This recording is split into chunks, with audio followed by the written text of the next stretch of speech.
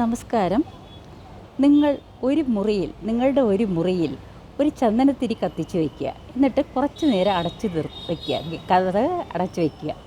അതുപോലെ വേറൊരു മുറിയിൽ അല്പം ചീഞ്ഞ പച്ചക്കറിയോ ചീഞ്ഞ മീനോ മാംസമോ വച്ചിട്ട് കുറച്ച് നേരം അടച്ച് വയ്ക്കുക. കുറച്ച് സമയം കഴിഞ്ഞിട്ട് 2 റൂമും തുറന്നു നോക്കുക. എന്തൊരു മണമായിരിക്കും അല്ലേ ചന്ദനത്തിരി കത്തിച്ച് വെച്ച മുറിയിൽ. അതുപോലെ തന്നെ എന്തൊരു ദുർഗന്ധമായിരിക്കും, വളിച്ചു നാറിയ ദുർഗന്ധമായിരിക്കും ആ ചീഞ്ഞ മീനോ അല്ലെങ്കിൽ ചീഞ്ഞ പച്ചക്കറിയോ വെച്ച മുറിയിൽ. ഇതുപോലെ തന്നെയാണ് നമ്മുടെ മനസ്സ്.